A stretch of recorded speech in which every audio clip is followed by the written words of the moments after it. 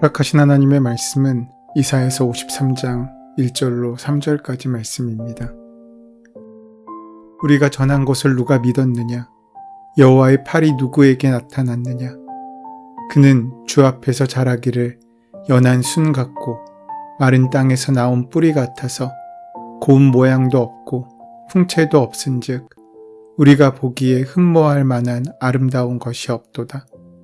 그는 멸시를 받아 사람들에게 버림받았으며 강고를 많이 겪었으며 질고를 아는 자라.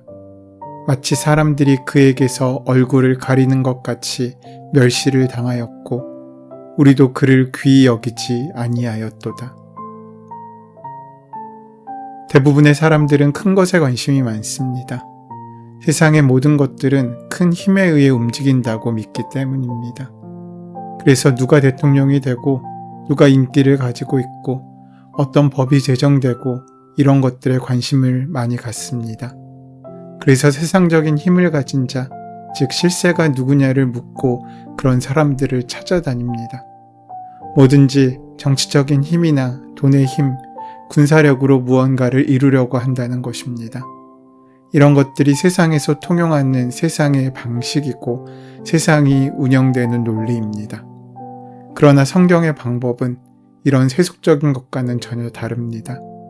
하나님께서 온 세상을 구원하시려고 하실 때 하나님께서 선택하신 방법은 권력이나 군사력, 사람들의 인기를 받는 그런 방식을 통해서 하지 않으셨습니다. 힘을 가지고 다른 사람들을 지배하는 방법으로 사람들을 구원하지 않으셨다는 것입니다. 오히려 하나님께서는 사람들이 전혀 생각할 수 없었던 방법, 사람들의 논리나 이성으로는 이해할 수 없는 방법을 통해서 세상을 구원하시려고 하셨습니다. 그것이 무엇입니까? 그것은 바로 하나님의 몸을 입고 이 땅에 오신 것입니다. 창조자가 당연히 하늘 보좌에 앉아 계셔야 할 하나님의 아들이 자기를 비워 자신의 권리를 포기하고 피조물인 사람의 모습으로 이 땅에 오신 것입니다. 그것을 성경은 성육신이라고 합니다. 말씀이 육신이 되어 우리에게 오신 것입니다. 보통 우리가 누구를 구한다라고 하면 힘센 어떤 사람이 약한 사람을 붙잡아서 구해주는 것을 생각합니다. 넘어진 사람을 힘센 사람이 일으키고 물에 빠진 사람도 수영을 능숙하게 잘하는 사람들이 구한다고 생각합니다. 그런데 하나님께서는 이런 세상의 방법이 아닌 하나님의 방법으로 세상의 구원을 이루어내십니다. 보통 우리는 누구를 구한다라고 할 때 힘센 사람이 약한 사람을 구하는 것으로 생각합니다. 하나님의 방법은 하지만 이와 반대로 메시아가 힘센 모습으로 이 땅에 오신 것이 아니라 평범하고 볼품없는 모습으로 오셔서 인류의 모든 죄를 다 담당하고 대신 죽으시는 바로 십자가를 통해 우리의 구원을 이루셨습니다. 그래서 메시아로 이 땅에 오신 예수님을 이렇게 말씀하고 있습니다. 인자가 온 것은 섬김을 받으려 함이 아니라 도리어 섬기려 하고 자기 목숨을 많은 사람의 대속물로 주려 함이니라. 마가복음 10장 45절 말씀입니다. 생각해 보십시오. 누가 온 세상을 구할 구세주께서 모든 권력의 중심지인 로마 황실이 아니라 오히려 식민지 지배를 받고 있던 땅 이스라엘, 그 중에서도 가장 작은 땅인 베들레헴에서 태어날 것이라고, 그것도 짐승들이 머무는 창고에서 태어나서 구유에 누였고 그리고 십자가에서 힘없이 죽었다고 상상이나 할 수 있겠습니까? 어쩌면 이런 하나님의 방법은 그 당시 세상 사람들은 아무도 이해할 수 없었을 것입니다. 그렇다면 여러분, 왜 예수님은 하늘 보좌를 버리시고 낮고 천한 이 땅의 가난한 목수의 집에 아기로 오셨겠습니까? 그것은 한마디로 우리를 온전히 구원하시기 위해서 오신 것입니다. 예수님께서 저 유대 땅 베들레헴에서 태어나신 가장 중요한 이유가 있다면 그것은 십자가에 달려 죽으시기 위한 것이라고 할 수 있습니다. 이런 의미에서 예수님은 죽기 위해 태어나셨습니다. 우리 모두 죽을 수밖에 없는 존재이지만 그렇다고 세상에 죽기 위해 태어난 죽으려고 인생을 살아가는 사람은 없을 것입니다. 모두들 살려고 발버둥 치는 세상의 한가운데 우리가 있지 않습니까? 하지만 예수님께서는 오히려 죽음을 목적으로 사셨습니다. 십자가가 그 예수님의 사역의 중심지였고 목적이었습니다. 이 십자가가 없는 예수님의 사역은 상상도 할 수 없습니다. 하나님께서는 하나밖에 없는 당신의 아들을 인류가 고안해낸 가장 무섭고 잔인한 형틀인 십자가에 처형시키기 위하여 이 땅에 보내신 것입니다. 여기에는 하나님의 위대한 사랑이 숨겨져 있습니다. 큰일, 무슨 혁명적인 방법이나 절대적인 권력을 가지고 또 몇 사람들이 지배하는 방법을 통해서가 아니라 오히려 인간들을 대신하여 죽는 사랑을 통해서 저와 여러분을 구원하신 것입니다. 그래서 우린 이런 하나님의 사랑에 감격하고 이런 예수님께 사랑을 고백합니다. 오늘 우리에게 허락하신 말씀인 이사야서 53장은 고난받는 여호와의 종이라는 제목이 붙여있는 장입니다. 여기서 말하는 여호와의 종이란 바로 오실 메시아를 말씀하고 있습니다. 오늘 본문의 가장 중요한 메타포는 고난받는 종의 이미지입니다.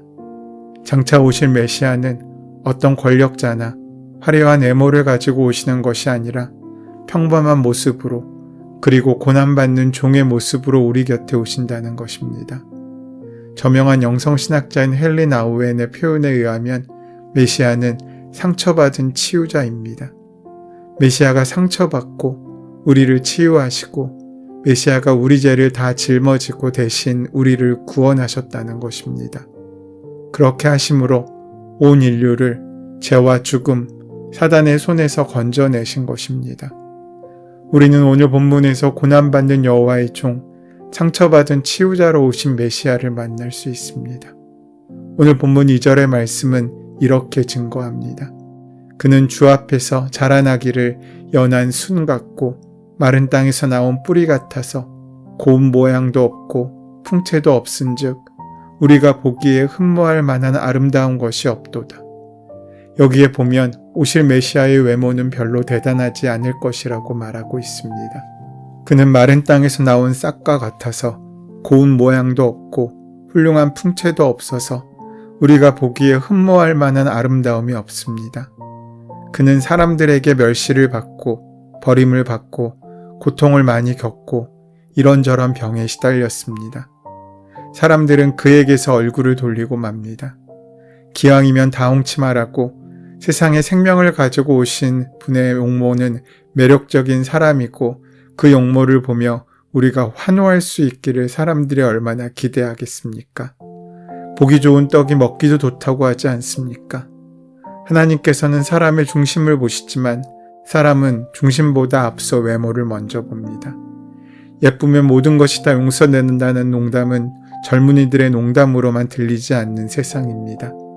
인고하며 살아온 세월의 덮개인 주름살이 싫어서 돈을 들여서라도 그것을 펴고 싶은 것이 모든 사람의 마음인 것처럼 느껴지는 세상입니다. 하지만 세상에서 가장 아름다운 여성을 떠올릴 때 많은 사람들이 어머니의 이름을 떠오를 때가 많습니다. 사실 객관적으로 어머니는 늙고 주름이 깊어 아름다운 외모와는 거리가 먼 것처럼 보입니다.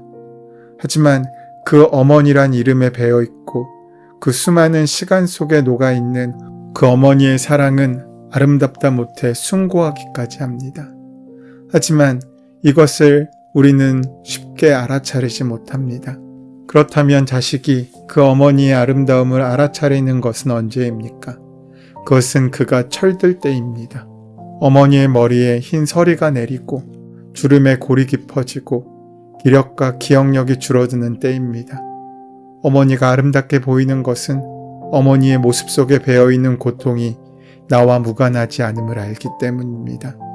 그 주름의 깊이 가운데 배어있는 나를 향한 사랑의 깊이를 볼 수 있게 될 때 우리는 비로소 어머니의 아름다움을 느끼고 경험할 수 있게 됩니다. 예수님의 모습을 우리는 사실 처음부터 보지 못합니다.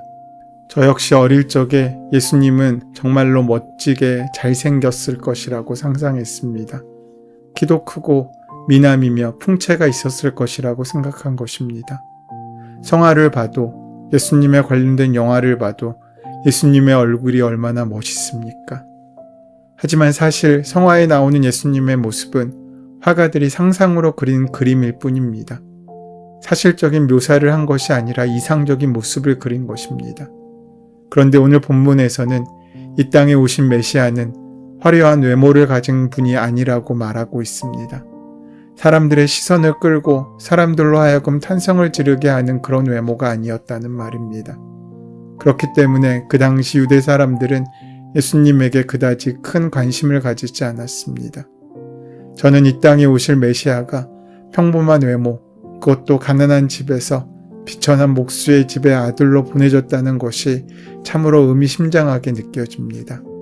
왜 메시아께서 그저 평범한 모습으로 이 땅에 오셨겠습니까? 왜냐하면 메시아는 여호와의 종이시기 때문입니다. 메시아에겐 화려한 외모가 필요한 것이 아니라 하늘아버지의 뜻을 성취하려는 믿음이 더 중요합니다. 종의 모습으로 와서 아버지 하나님의 구속의 역사를 이 땅에 이루어내야 했기 때문입니다. 예수님께서 준비하신 것은 화려한 언변이나 매력적인 외모가 아니라 하늘 같은 사랑을 품고 이 땅에 오신 것입니다. 오늘 본문에 의하면 이 땅에 오신 메시아는 인간적인 매력을 가지고 오신 것이 아니고 연한 순 같고 마른 땅에서 나온 뿌리 같아서 고운 모양도 풍채도 사람이 흠모할 만한 아름다운 것도 없는 모습으로 오셨습니다. 그것만이 아니라 3절 말씀을 보면 오히려 그는 사람들에게 멸시를 받고 버림을 받게 될 것이라고 말합니다. 그는 멸시를 받아 사람들에게 버림을 받았으며 강고를 많이 겪었으며 질고를 아는 자라. 마치 사람들이 그에게서 얼굴을 가리는 것 같이 멸시를 당하여도 우리도 그를 귀히 여기지 아니하였도다. 이 말씀은 오실 메시아가 이 땅에서 어떻게 멸시와 천대와 버림을 받으실 것인지를 그대로 보여주는 말씀입니다. 이 말씀 그대로 메시아로 오신 예수님께서는 사람들로부터 버림을 받았고 로마 군병들에게 멸시와 조롱을 받으셨습니다. 그리고 십자가에서 인간이 겪을 수 있는 최악의 천대와 고난을 받으셨습니다. 그의 몸은 채찍 자국과 못 자국으로 망가졌습니다. 온몸이 철저하게 찌그러지고 일그러져서 그 형체를 알 수 없을 정도였습니다. 그리고 세상 사람들은 예수님으로부터 그 얼굴을 돌렸으며 그를 버렸습니다. 그렇다면 이 땅에 오신 메시아가 왜 이렇게 멸시를 당하고 사람들에게 버림을 받아야 했습니까? 성육신이라는 말은 라틴어의 살이란 카르누스라는 말에서 나온 말입니다. 성육신은 육체 안에 들어왔다는 것입니다. 하나님이 육체 안에 들어와 살을 가진 존재가 되셨다는 것입니다. 그리스인 조르바로 유명한 그리스 작가인 니코스 카잔차키스는 남편과 아내를 찾을 수 있는 곳은 하나님도 찾을 수 있으며 아이들과 애완동물을 돌보고 요리를 하고 말다툼을 하고 화해를 하는 그곳이 또한 하나님이 계신 곳이다. 성육신하신 하나님은 수도원에 계시는 분이라기보다는 집안에 계시는 하나님이다라고 하였습니다. 예수님께서 육신을 입으시고 낮아지신 것은 그 당시 사람들 중에 오신 것뿐만 아니라 우리 삶 가운데 오시기 위한 방편이셨습니다. 예수님은 하나님이신데 사람이 되셨습니다. 사람이 되신 것은 우리 모두가 육체를 가진 누군가를 필요로 하기 때문입니다. 우리가 육체를 가진 분이 필요하기 때문에 예수님이 낮아지신 것입니다. 그리고 어느 하나도 빼놓지 않으시기 위하여 육체의 낮은 곳 중에 가장 밑바닥의 자리까지 오신 것입니다. 구원은 오직 하나님만이 하실 수 있는 일입니다. 하지만 인간의 구원을 위해 그 하나님은 인간이 되셔서 우리를 통하여 십자가를 지나 부활의 영광까지 이르게 하신 것입니다. 예수님은 하나님이며 동시에 사람이신 분이십니다. 예수님은 자기를 낮추셔서 사람이 되셨습니다. 그리고 우리가 겪는 모든 아픔과 질고를 함께 겪으셨습니다. 헨리 나우엔의 얘기처럼 상처받은 치유자가 되신 것입니다. 상처받은 사람은 치료의 전문가가 된다고 나우엔은 말하고 있습니다.